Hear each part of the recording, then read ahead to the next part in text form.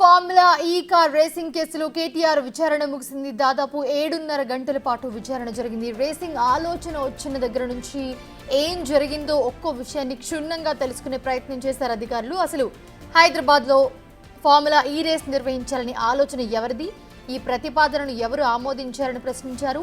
తెలంగాణ మొత్తం మీద ఈ రేస్ నిర్వహించడానికి హైదరాబాద్ని ఎందుకు ఎంపిక చేసుకున్నారని అడిగారు.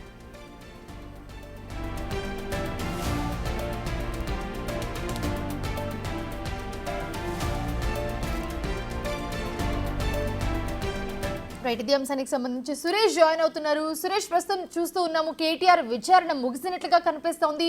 సో ఎలా జరిగింది విచారణ, అప్డేట్స్ ఏంటి? కేటీఆర్ విచారణ ముగిసింది, బయటికి వస్తున్నాడు. ప్రస్తుతం ఆయన గేట్ లోపటి నుంచి బయటికి రావడం జరుగుతుంది. ఆయనకి 6 గంటలకు పైగా విచారణ కొనసాగింది. వివిధ ప్రశ్నలు ఏసీబీ అధికారులు ప్రశ్నించడం జరిగింది. కేటీఆర్కి సంబంధించి ఏసీబీ అధికారులు పూర్తిగా విచారణ జరిపారు. దీనికి సంబంధించి ఆయన మీడియాతో కూడా మాట్లాడతానని చెప్తున్నారు. కాబట్టి ఏం జరిగిందనే దానిపై కేటీఆర్ వస్తున్నారు, మాట్లాడే ప్రయత్నం చేద్దాం.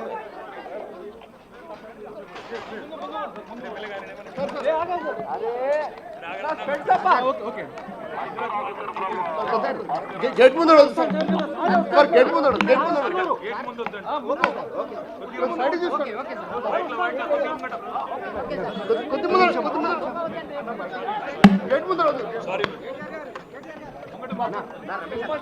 ముంగట మాట్లాడతా గిడ మాట్లాడుతానే అన్న గిడ మాట్లాడు అన్న ముందు మాట్లాడతా రమేష్ అన్న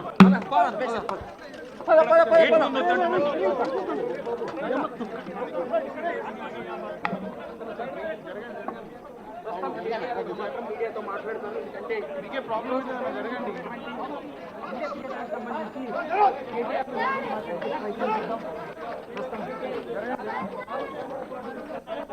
పరశురామ్ని రమ్మనుకో.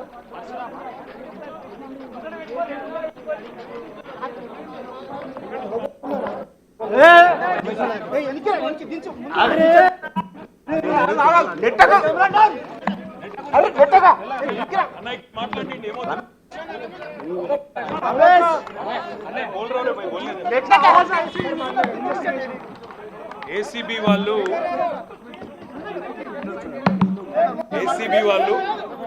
దాదాపుగా మాట్లాడి అన్న ఇక్కడ మాట్లాడి భయ్యా. ఏసీబీ వాళ్ళు అన్ని ప్రశ్నలు ఏవైతే అడిగారో వాటన్నిటికీ సంతృప్తికరంగా నాకు ఉన్న అవగాహన మేరకు, నాకు తెలిసిన మేరకు వివరంగా సమాధానం ఇచ్చాను.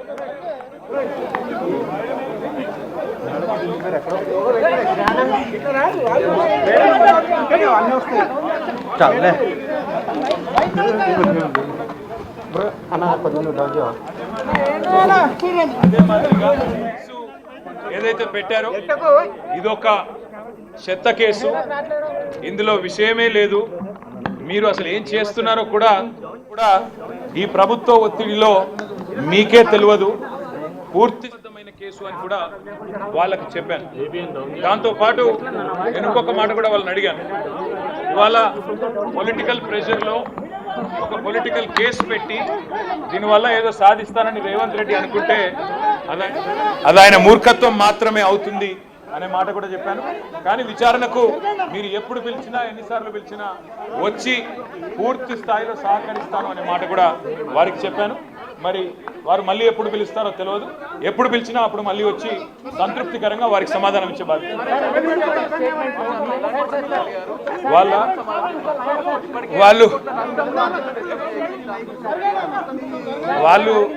వాళ్ళు పాపం రేవంత్ రెడ్డి రాసిన 4-5 ప్రశ్నలు పట్టుకొని ఆ 4-5 ప్రశ్నలే 40 రకాలుగా అడిగారు. కొత్తగా అడిగింది ఏమీ లేదు, కొత్తది ఒకటి కూడా లేదు. ఇందులో నేను అడిగింది ఒకటే, వాళ్ళు పైసలు ఇక్కడికి వెళ్ళి పంపించినామని చెప్తున్నా, అక్కడ పైసలు ఉన్నాయని వాళ్ళు చెప్తుండ్రు, కరప్షన్ ఎక్కడ ఉంది అని అడిగినా. మీడియా మీద దాడేందుకు? ప్రాబ్లం ఏంది? ఇక్కడ మాట్లాడితే ప్రాబ్లం ఏంది? ప్రాబ్లం ఏడుంది? మీడియా పాయింట్ ఎక్కడుంది? ఇక్కడ మాట్లాడితే ఏం వచ్చింది నీకు? ఏం ఇబ్బంది అయింది? ఏం ట్రాఫిక్ అలో చేయాలా? ఇక్కడ అన్ని బ్యారికేడ్స్ పెట్టి ఎందుకు ఇంత భయం? ఎందుకు మాట్లాడితే మీడియాతో? మరి భయం కాకపోతే ఏంటండి? అదే మీ డ్యూటీ మీరు చేస్తున్నారు, సరే వాళ్ళ డ్యూటీ ఏదో వాళ్ళు చేస్తున్నారంట. మళ్ళీ మాట్లాడదాం. Thank you. జై Telangana. Okay okay okay okay.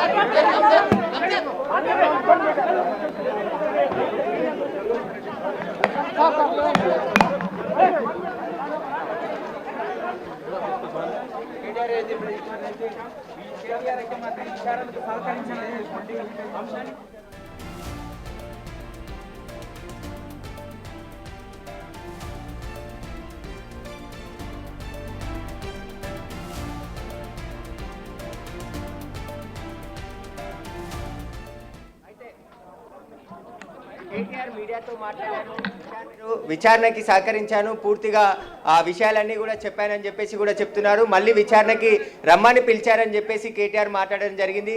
వాళ్ళు ఎప్పుడు విచారణకు పిలిచినా వారికి సంతృప్తికరంగా సమాధానాలు చెప్తాను మళ్ళీ అని చెప్పేసి కూడా చెప్పడం జరిగింది. కాబట్టి పోలీసులు ఇక్కడ కొంచెం న్యూసెన్స్ అవుతుంది కాబట్టి ఖచ్చితంగా ఇక్కడ నుంచి వెళ్ళిపోవాలని చెప్పేసి కూడా కేటీఆర్ని చెప్పడం జరిగింది. దీంతో ఆయన ఇక్కడ నుంచి వెళ్ళిపోవడం జరిగింది. అయితే దాదాపు 6:30 గంటలకు పైగా కేటీఆర్ని విచారించడం జరిగింది. విచారణలో అనేక ప్రశ్నలు కేటీఆర్ని అడిగారు. ఈ ఫార్ములాకు సంబంధించిన కేసులో అసలు ఏం జరిగింది, మీరు ఎలాంటి ఆదేశాలు ఇచ్చారు అధికారులకు, వాటన్నిటికీ సంబంధించి విచారణలో అన్ని విషయాలు కూడా అడిగారు. వాటికి సంబంధించి సమాధానం చెప్పాను. మళ్ళీ ఏసీబీ అధికారులు పిలుస్తామని చెప్పారు. అప్పుడు కూడా విచారణకు హాజరవుతానని చెప్పేసి కూడా కేటీఆర్ మీడియాతో మాట్లాడుతూ చెప్పడం జరిగింది.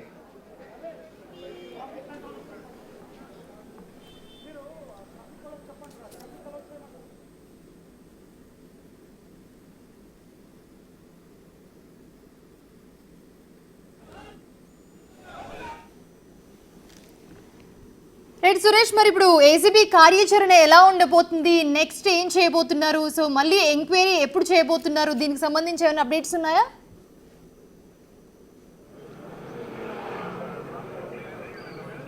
అంటే రేపు బిఎల్ఎన్ రెడ్డి A3 అయినటువంటి హెచ్ఎండి మాజీ చీఫ్ ఇంజనీర్ బిఎల్ఎన్ రెడ్డి విచారణ కూడా ఉంది. రేపు ఆయన విచారణకు రాబోతున్నారు. ఇప్పటికే అరవింద్ కుమార్ స్టేట్మెంట్ రికార్డ్ చేయడం జరిగింది. ఆ తర్వాత ఈరోజు కేటీఆర్కి సంబంధించి సుదీర్ఘంగా 6:30 గంటల పాటు ఆయనను విచారించారు. మధ్యాహ్నం 1:30కి లంచ్ బ్రేక్ ఇచ్చిన తర్వాత మళ్ళీ ఆయన విచారణ కొనసాగింది.